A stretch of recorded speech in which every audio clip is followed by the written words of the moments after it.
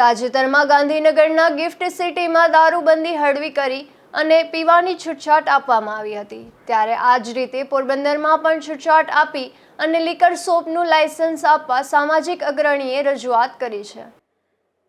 પોરબંદરના સામાજિક આગેવાન રાજુભાઈ ઓડિદ્રાએ આ બાબતે મુખ્યમંત્રીને લેખિત આવેદન પાઠવ્યું છે, જેમાં જણાવ્યું છે કે પોરબંદર શહેર મહાત્મા ગાંધીજીની જન્મભૂમિ છે અને દેશ વિદેશના હરોજ હજારો લોકો પોરબંદર શહેરની મુલાકાત લેતા રહે છે. વળી પોરબંદર બડા પંથક વિસ્તાર અને શહેરના લાખો NRI લોકો England, America, Canada, Africa, Australia અને ન્યૂઝીલેન્ડ સહિત યુરોપના અનેક દેશમાં સ્થાયી થયા છે, જેઓ વર્ષમાં વારંવાર પોતાના વતનની મુલાકાત લેતા રહે છે. જિલ્લાની અર્થવ્યવસ્થામાં મદદરૂપ બને છે. વળી પોરબંદર શહેર આસપાસ કોઈ મોટો ઉદ્યોગ ધંધાઓ નથી અને પોરબંદર જિલ્લાની અર્થવ્યવસ્થા માત્ર ખેતીવાડી અને ફિશરીઝ અને ટુરિઝમ ઉપર આધારિત છે. પોરબંદર શહેર આસપાસ અન્ય મોટા ધાર્મિક ટુરિઝમ સ્થળ આવેલા છે, પરંતુ પ્રવાસીઓ પોરબંદરમાં ભાગ્યે જ રાત્રિ રોકાણ કરે છે.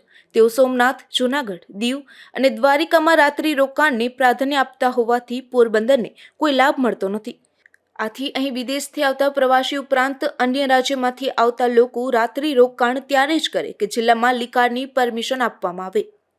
શહેરમાં ઘણી હોટલ પણ આવેલી છે, તો સરકારી ટુરિસ્ટ બંગલો જેને હવે પબ્લિક પ્રાઇવેટ ભાગીદારી મારફત સરકાર ડેવલપ કરવા જઈ રહી છે, તો અહીં liquor shop, wine shop, night club, discotheque જેવી પરમિશન સરકાર દ્વારા આપવામાં આવે તો શહેર જિલ્લાની અર્થવ્યવસ્થા અને રોજગારમાં વૃદ્ધિ થશે અને જેનો ફાયદો જિલ્લાના નાગરિકોને મળશે.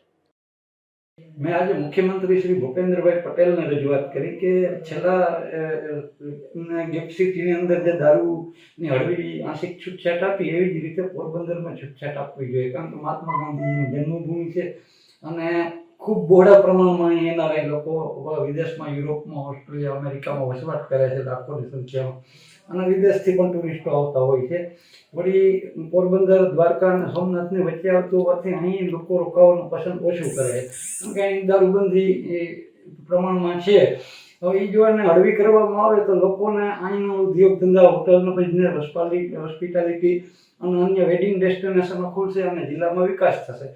વળી ગાંધીજી જે ક્યારેય દારૂબંધીનો વિરોધ નથી કર્યો. 1960માં મોરારજી દેસાઈએ ગુજરાત રાજ્યની સ્થાપના પછી ગાંધીજીના નામ ઉપર દારૂબંધી થોપી છે. બાકી ગાંધીજી જ્યારે આઝાદી પહેલાં પોરબંદર શહેર અને જિલ્લામાં વાડિયા સેટના લિકર શોપો, વાઇન શોપો હતી અને જિલ્લાનું વેચાણ પણ થતું હતું અને સ્થાનિક લેવલે એનું ઉત્પાદન પણ થતું હતું. તો એમાં ગાંધીજીએ ક્યારેય આંદોલન કરીને વિરોધ કર્યો હોય એવો પણ બનાવ ઇતિહાસમાં ક્યાંય બન્યો નથી.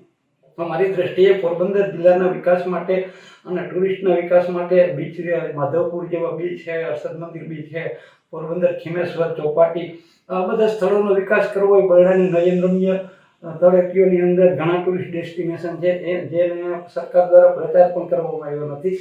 તો આ બધી જગ્યાએ જો વાઇન શોપ અને લિકર શોપની પરમિશન આપવામાં આવે, વળી લોડ્સ હોટલ આવેલી જ છે, આવી જ રીતે અન્ય મોટી 5 સ્ટાર હોટલોની ચેન પણ ભવિષ્યમાં અહીંયા ઇન્વેસ્ટ કરશે જો વાઇન શોપ અને લિકર શોપની પરમિશન જિલ્લામાં આપવામાં આવે તો શહેરમાં. વધુમાં રાજુભાઈ ઓડિદ્રાએ એવું પણ જણાવ્યું હતું કે ગુજરાત રાજ્યના દરેક નગર મહાનગર જિલ્લાઓની જેમ પોરબંદર શહેર જિલ્લામાં ખૂબ મોટા પ્રમાણમાં દારૂનું વેચાણ અને સેવન થાય છે.